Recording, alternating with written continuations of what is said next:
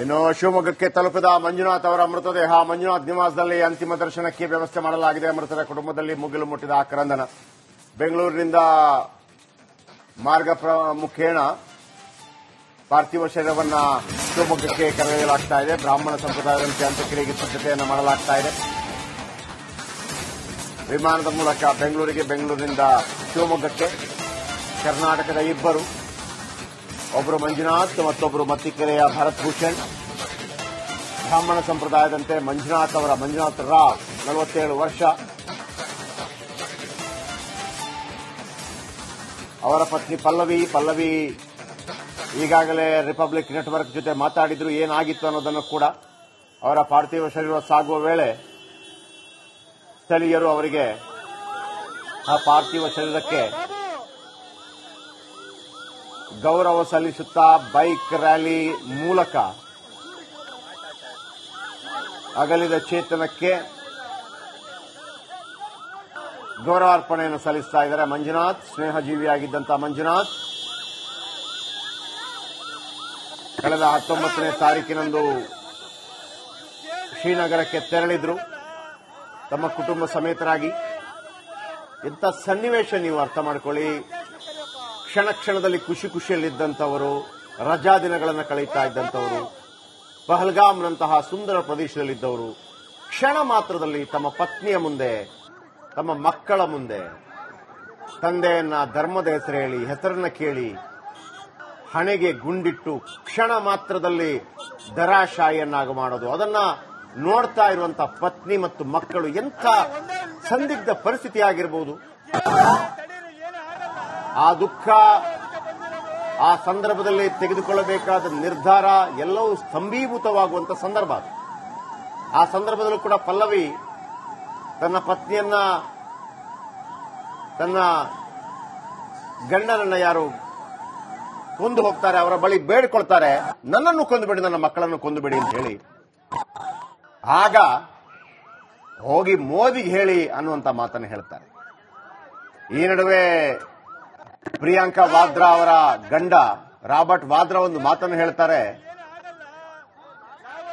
ಮುಸ್ಲಿಮರಿಗೆ ಸುರಕ್ಷತೆ ಇಲ್ಲ, ಹಾಗಾಗಿ ಇಂಥ ದಾಳಿಯನ್ನ ಮಾಡಿದ್ದಾರೆ ಅನ್ನುವಂಥದ್ದು ಎಂತ ಹೇಯವಾದಂತ ಒಂದು ಹೇಳಿಕೆ ಇದು. ಯಾಕಂತಂದ್ರೆ ನರೇಂದ್ರ ಮೋದಿಯನ್ನ ಸೋಲಿಸಬೇಕು ಅಂತಂದ್ರೆ ರಾಜಕೀಯವಾಗಿ ಎಲೆಕ್ಷನ್ ಅಲ್ಲಿ ಸೋಲಿಸಿ ಯಾರು ಬೇಡ ಅಂತಂದ್ರು. ಸಂಸದ ರಾಘವೇಂದ್ರ ಮಾತಾಡ್ತಾ ಇದ್ದಾರೆ, ಕೇಳಿಸ್ಕೊಳ್ಳೋಣ. Closure of Wagah border, and third one, Pakistan nationals in India, visas are asked to vacate.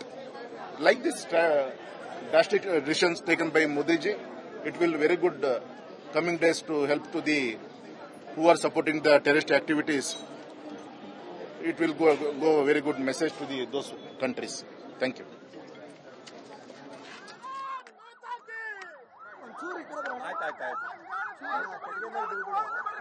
ಸಂಜೆ 5 ಗಂಟೆಗೆ ಸರ್ವಪಕ್ಷಗಳ ಸಭೆ. ವಿದೇಶ ಪ್ರವಾಸದಲ್ಲಿದ್ದಂಥ ರಾಹುಲ್ ಗಾಂಧಿ ಕೂಡ ಬಂದಿದ್ದಾರೆ. ರಾಜನಾಥ್ ಸಿಂಗ್ ಸೇರಿದಂತೆ ಪ್ರಧಾನಿ ನರೇಂದ್ರ ಮೋದಿ ಸೇರಿದಂತೆ ಸರ್ವಪಕ್ಷಗಳ ಸಭೆ. ಒಂದು ನಿರ್ಧಾರ ಕೈಗೊಳ್ಳುವುದಕ್ಕಿಂತ ಮೊದಲು ಒಂದು ಪ್ರೋಟೋಕಾಲ್ ಇರುತ್ತೆ. ಎಲ್ಲ ಸರ್ವಪಕ್ಷಗಳ ನಾಯಕರನ್ನ ವಿಶ್ವಾಸಕ್ಕೆ ತೆಗೆದುಕೊಂಡು ಬಹುಶಃ ಎಐಸಿಸಿ ಅಧ್ಯಕ್ಷರಾಗಿರುವಂತಹ ಮಲ್ಲಿಕಾರ್ಜುನ ಖರ್ಗೆ ಅವರು ಕೂಡ ಇದರ ಬಗ್ಗೆ ಹೇಳಿದ್ರು. ಮತ್ತು ಯಾವುದೇ ಕಾರಣಕ್ಕೂ ಅವತ್ತಿಂದ ಇವತ್ತಿನ ತನಕ ಭಯೋತ್ಪಾದನೆ ವಿರುದ್ಧ ಭಾರತ ಸಮರ ಸಾರ್ತಾನೇ ಇದೆ. ಶಿವಮೊಗ್ಗದ ದೃಶ್ಯವನ್ನ ಗಮನಿಸ್ತಾ ಇದ್ದೀವಿ. ಆ ಜೆಸಿಬಿ ಮುಂಭಾಗಕ್ಕೆ ಶವಗಳನ್ನ ನೇತು ಹಾಕೋ ರೀತಿಯಲ್ಲಿ ಉಗ್ರರಿಗೆ ಮರಣದಂಡನೆಯಂತಹ ಉಗ್ರ ಶಿಕ್ಷೆಯನ್ನ ನೀಡಬೇಕು ಅನ್ನೋದನ್ನ ಸಾಂಕೇತಿಕವಾಗಿ ಅಲ್ಲಿ ತಮ್ಮ ಪ್ರತಿಭಟನೆಯನ್ನ ಪ್ರದರ್ಶನ ಮಾಡಲಾಗ್ತಾ ಇದೆ. ಮಂಜುನಾಥ್ ಅವರ ಪಾರ್ಥಿವ ಶರೀರ ಸಾಗ್ತಾ ಇರುವ ಮಾರ್ಗದಲ್ಲಿಯೇ ಉಗ್ರರ ವಿರುದ್ಧ ರಕ್ತಕ್ಕೆ ರಕ್ತ ಅನ್ನೋ ರೀತಿಯಲ್ಲಿ ಪ್ರತೀಕಾರ ಅನಿವಾರ್ಯ ಅನ್ನೋ ಸಂದೇಶವನ್ನ ರವಾನೆ ಮಾಡೋ ಪ್ರಯತ್ನ ಮಾಡಲಾಗ್ತಾ ಇದೆ. ನಮ್ಮ ಜೊತೆಯಲ್ಲಿ ಕ್ಯಾಪ್ಟನ್ ನವೀನ್ ನಾಗಪ್ಪ ಕೂಡ ಇದ್ದಾರೆ.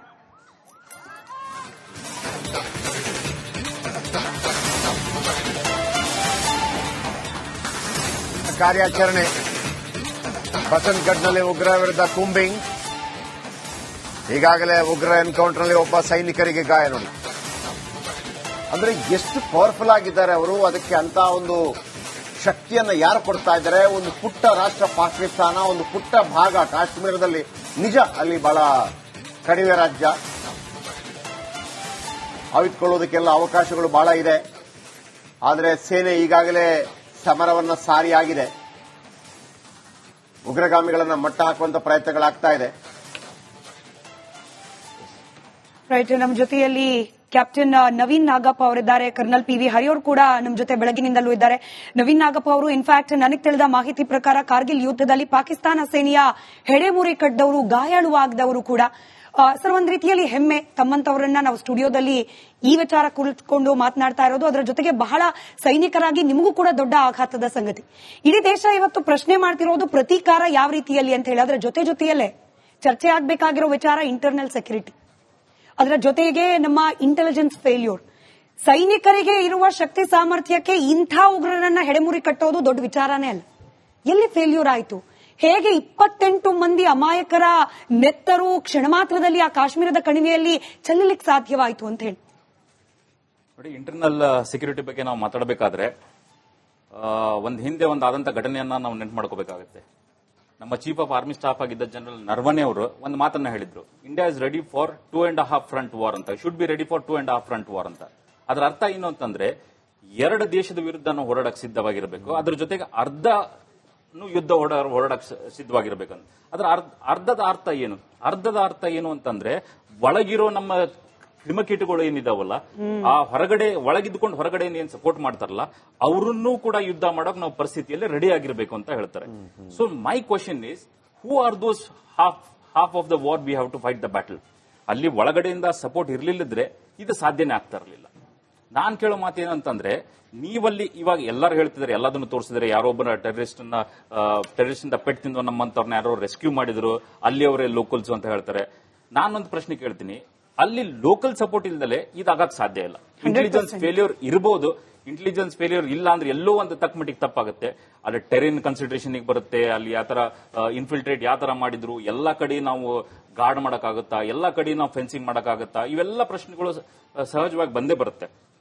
ಬಟ್ ಮೈ ಕ್ವಶನ್ ಇಸ್, ಅವರು ಒಳಗಡೆಯಿಂದ ಸಪೋರ್ಟ್ ಮಾಡಲಿಲ್ಲದ್ರೆ ಇದು ಸಾಧ್ಯ ಆಗ್ತಿರ್ಲಿಲ್ಲ. 2 ಗಂಟೆಗೆ ಅಟ್ಯಾಕ್ ಮಾಡ್ತಾರೆ ಅಂದ್ರೆ ಅವ್ರು ಎಲ್ಲೋ ಬಂದು ಅಡ್ಕೊಂಡಿರ್ಬೇಕು, ರಾತ್ರಿ ಅವ್ರಿಗೆ ಯಾರಿಗೋ ಸಪೋರ್ಟ್ ಮಾಡಿರ್ಬೇಕು, ಮಧ್ಯಾಹ್ನ ಅವ್ರಿಗೆ ಯಾರೋ ಊಟ ಕೊಟ್ಟಿರ್ಬೇಕು, ಆರ್ಮ್ಸ್ ಅಂಡ್ ಅಮ್ಯುನಿಷನ್ ಸ್ಮಗಲ್ ಮಾಡಬೇಕಾದ್ರೆ ಅದು they can't just walk with the weapons ಅಲ್ಲ, ಹಂಗಾಗಿ ಯಾರೋ ಸಪೋರ್ಟ್ ಮಾಡಿದ್ದಾರೆ ಅಂತ.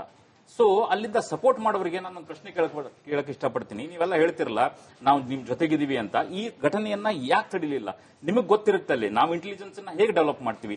ಲೋಕಲ್ಸ್ ಇಂದ ಇಂಟೆಲಿಜೆನ್ಸ್, ಆರ್ಮಿ ಈಗ ಐಬಿದ್ ಬಿಟ್ಬಿಡಿ, ರಾದ್ ಬಿಟ್ಬಿಡಿ, ಅವ್ರದ್ದು ಗ್ಯಾಂಬಿಟ್ ಜಾಸ್ತಿ ಬೇರೆ ಇರುತ್ತೆ. ಇಂಡಿಯನ್ ಆರ್ಮಿದ್ ಏನಿರುತ್ತೆ ಅಂದ್ರೆ, ಅಲ್ಲಿ ಡಿಪ್ಲೋ ಆಗಿದಾಗ ನಾವು ಇಂಟೆಲಿಜೆನ್ಸ್ ಹೆಂಗೆ ಗ್ಯಾದರ್ ಮಾಡ್ತೀವಿ ಅಂದ್ರೆ ಲೋಕಲ್ ಸೋರ್ಸಸ್ ನ ಕಲ್ಟಿವೇಟ್ ಮಾಡ್ತೀವಿ.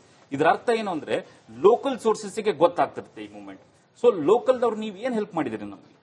ಇಂಟೆಲಿಜೆನ್ಸ್, ಹೌದು ಇಂಡಿಯನ್ ಆರ್ಮಿಯಿಂದ ಇಂಟೆಲಿಜೆನ್ಸ್ ಎಲ್ಲೋ ಒಂದ್ ಕಡೆ ಈಗ ನೋಡಿ ಒಂದು 50 ತಡೆದಿರ್ತೀವಿ, ಈ ತರ ಘಟನೆ ಆದಾಗ ಇದು ಹೈಲೈಟ್ ಆಗುತ್ತೆ. ಸೊ ಹಂಗಾಗಿ ಏನಾಗುತ್ತೆ ಅಂದ್ರೆ ಇಂಟೆಲಿಜೆನ್ಸ್ ಫೇಲ್ಯೂರ್ ಸಹಜವಾಗಿ. ಈಗ ಈ ನರಸಿಂಹರಾವ್ ಅವರ ಕಾಲಾವಧಿಯಲ್ಲಿ ಪಂಜಾಬ್ನಲ್ಲಿ ಇದ್ದಂತ ಬಹಳ ದೊಡ್ಡ ಗಲಾಟೆಗಳ ಒಂದು ಹಂತಕ್ಕೆ ತಹಬದಿಗೆ ತಂದ್ರು. ಅಂದ್ರೆ ಇಂಟರ್ನಲ್ ಏನೇ ಪ್ರಾಬ್ಲಮ್ಗಳಿದ್ರು ಕೂಡ